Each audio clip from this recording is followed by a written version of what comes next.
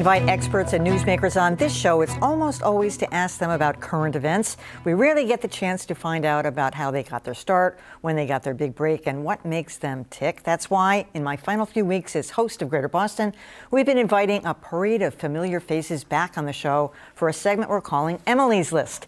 Tonight's guest has been here a couple of times, once as a special guest for a full half hour, and it's a good thing we're taping this interview ahead of time because even we probably couldn't keep him from tip-offs.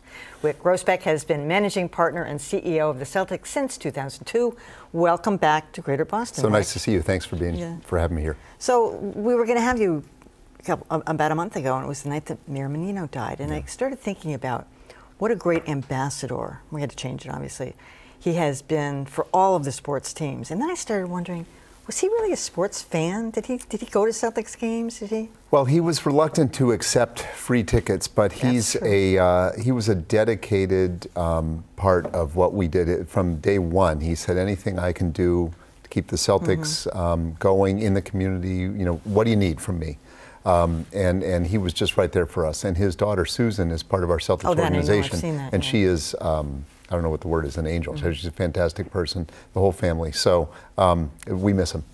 So speaking of the mayor, as he used to affectionately refer to Rajon Rondo as Hondo, how is Hondo?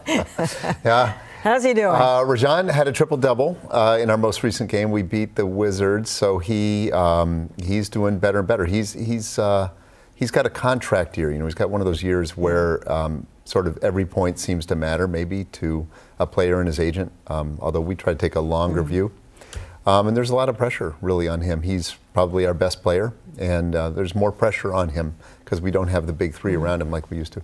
When I had you on a couple of years ago, you know, for the full half hour, we talked about how you got your start and, you know, your dad's influence and all of that. But you've owned the team now for more than 10 years, and there was a lot of rumors this summer, and you kept saying, the team's not for sale, the team's not for sale. But isn't everything for sale for the right price? Now, I didn't think my integrity was going to be questioned on this show, but I knew you're a tough interviewer, Emily. No, it's just not for sale. We love doing it, and we bought it. We didn't buy it for financial reasons, really. We bought it because we wanted to be part of Celtic pride and the community, and so that's just as true today as it was 12 years ago. You've had one championship. That was in 2008. I mean, the team you're doing better. You've won 3 in a row, and you're like in the middle of the pack. That's the only reason I came is because we got a winning streak. Yeah. And by the way, what's this thing where you played Washington last night here, and then you play them tonight in Washington? How does that happen? We're thinking it's, I guess the league is thinking a home and home maybe gets it a little more sort of, gets the teams a little more riled up. I mean, I'm pretty sure the Wizards are going to be mad. They're going home. They lost. They have a better record than we do. So they're probably it's going to be an energetic game tonight, I would think. You know, it probably helps bring up the energy level. Is it all about winning that brings the fans back in? Because, I mean, the Celtics, like our other sports teams, I'm not picking on the Celtics, have had these wild swings. Look at the Red Sox, I don't need to tell you. First to worst, or worst to first to worst, whatever it is. Is it all about winning, or is there more? No, our fans, actually, especially in Boston, I think the fans know more. They know when we're building, if they think we're building it the right way, trying to rebuild to a place. And, you know, we do everything we can to put the roster on the floor, but then we say, now, how do we entertain? How do we do other things? And we are always trying to think about the community. There's a lot more to it than winning. Winning's awfully nice, and it's good luck when it happens. Brings the enthusiasm. All right, well, let me bring up the most critical issue facing you these days, Wyc, and that is the new outfits. So people are saying, the sleeves are too short and too fitted, and the weird design on the side. I actually kind of like it. Oh, good. Well, I should have brought you one. It's probably your journalistic integrity, but I'll send you one over. I'll send Ron one. I thought the other stuff was way too baggy. So how do the guys feel about it? So here's the deal. We are partners. I think the guys like it. You know, they won in them yesterday. Winning in the uniforms means you're going to like the uniform. That's the way it works. But this is with our partner Adidas. It's an effort to get people, younger people, interested in the uniform. Not everybody's going to wear a tank top around, so that people wear T-shirts under them if they're going to buy them to wear.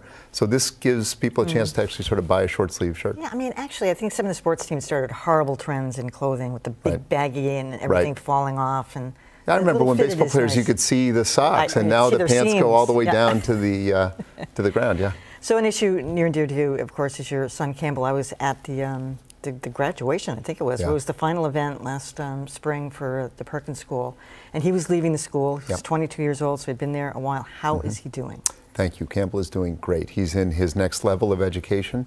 He's in an advanced program at a college, and he is the happiest he's ever been. And living away from home? Yep. Is he managing all on his own? You know what? It's Does he call you every night? He's not. No and no. He's doing so well that we're really thrilled, and he's thrilled, most importantly. So it's been a nice step, a nice transition to a new place. And has it been for him socially? Are there kids in basically similar situations? You know what? It is socially. It's another step forward. I mean, it really is. I just we're thrilled with how Campbell's doing, and he's got friends, and as his roommate put it, we are brothers and sisters here. So they're all in it together, and he's a lot more independent, and he's tracking towards an independent life. That's good to hear, because I know how worried you both were well, about that last he's year. the focal point of our lives. All right. Wyc Grousbeck, thanks for being part of Emily, thanks Emily's so List. much. That was easy. See, I appreciate painless. it.